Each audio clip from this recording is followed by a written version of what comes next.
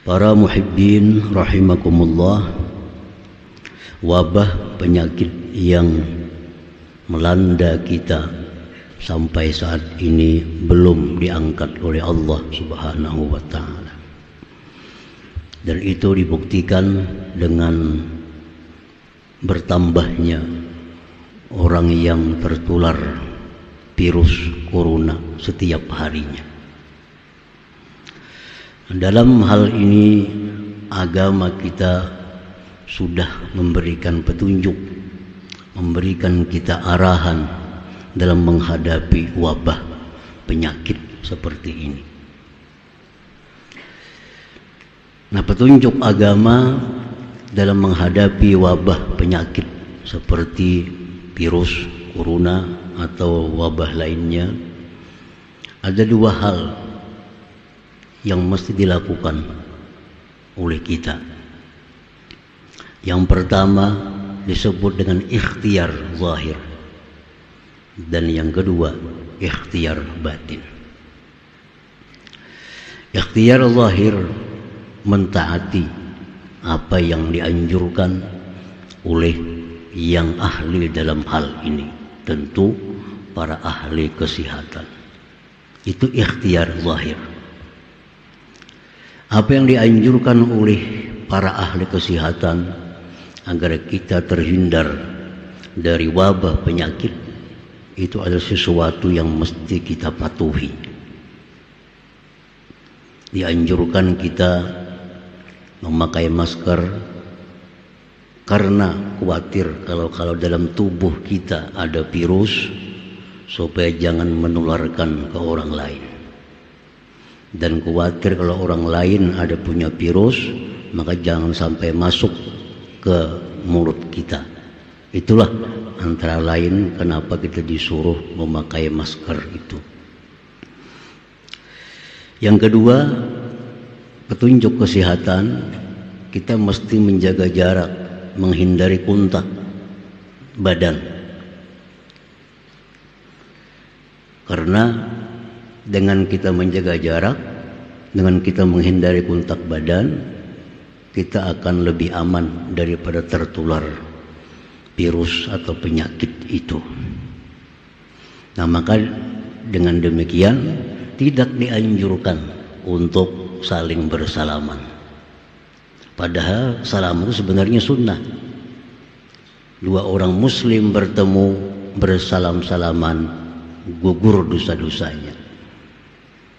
Tetapi dalam kaidah hukum yang lain disebutkan dar'ul mafasid muqaddam ala jalbil masalih.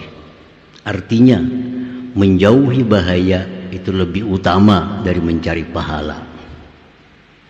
Menghindar dari bahaya lebih diutamakan dalam agama kita daripada sekedar mencari pahala atau fadilah. Nah, salaman itu pahala, tapi menghindari tertularnya suatu penyakit itu lebih utama untuk dilakukan. Nah, jadi oleh karena itu masa-masa seperti ini kada usah bersalaman, apalagi bepelukan. Lawas kada bertemuan bepaluk kiri kanan. Perbuatan yang sunnah itu dikalahkan untuk menjaga kepentingan kesehatan diri kita. Nah, para muhibbin rahimakumullah, dan lagi dianjurkan untuk sering mencuci tangan pakai sabun, karena itu dapat mematikan virus kalau ada di tangan kita. Nah, itu ikhtiar zahir yang mesti dilakukan. Dan ikhtiar ini dilakukan bukan tanpa nilai. Tetap diberi pahala oleh Allah Subhanahu wa ta'ala, karena tujuan kita adalah menjaga anugerah kesehatan yang diberikan Allah kepada kita. Menjaga kesehatan itu diperintah oleh Allah. Maka kita lakukan yang demikian tadi, kita dapat nilai ibadah. Karena menjaga anugerah kesehatan yang diberi Allah Subhanahu wa ta'ala. Nah, para muhibbin rahimakumullah, yang kedua yang lebih penting dari itu ikhtiar batin. Ikhtiar batin menyerahkan diri kepada Allah Subhanahu wa ta'ala. minta perlindungan kepada Allah, minta jaga lawan Allah agar dijauhkan dari wabah itu. Dan lagi arahan-arahan yang disampaikan Rasulullah sallallahu alaihi wasallam, baca pagi ini, baca petang hari ini, itu bagian ikhtiar batin agar kita terhindar daripada musibah itu.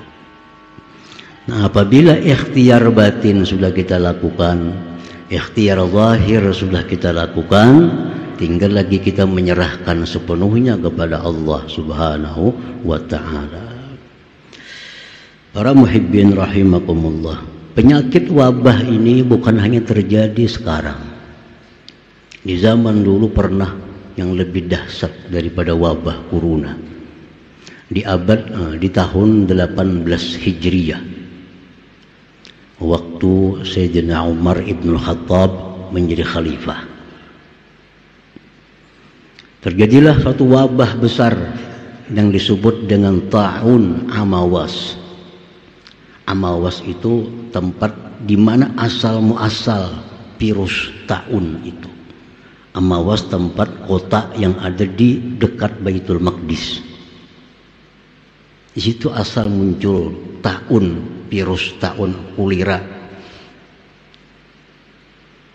menyebar ke seluruh negeri Sam. Negeri Sam itu dulu Suriah, Israel, Palestina, Yordania, Libanon, itu Sam dulu. Jadi Sam itu luas, ibu kotanya Palestina pada waktu itu. Nah, wabah ta'un ini menimpa kaum muslimin. Belum sempat setahun, hampir 30.000 kaum muslimin yang meninggal dunia dengan wabah ini. Kada apa-apanya corona. Kita sudah parak setahun, 6 bulan dah. Kada sampai 10.000 yang wafat. Ini hanya sekitar negeri Sam. Hampir 30.000 kaum muslimin yang wafat karena wabah penyakit ta'un tadi. Dan kada tanggung-tanggung yang kena penyakit itu antara lain gubernur Sam yang bernama Abu Ubaidah ibnul Jarrah. Beliau kena dan wafat. Abu Ubaidah ibnul Jarrah ini termasuk 10 sahabat yang dijamin Rasulullah sallallahu alaihi wasallam masuk surga. Wafat karena tertular virus ta'un. Sahabat besar lainnya Muaz bin Jabal, termasuk orang yang dijamin surga juga karena beliau ikut perang Badar, perang Uhud. Kena ta'un. Anak beliau Abdurrahman bin Muaz kena ta'un juga.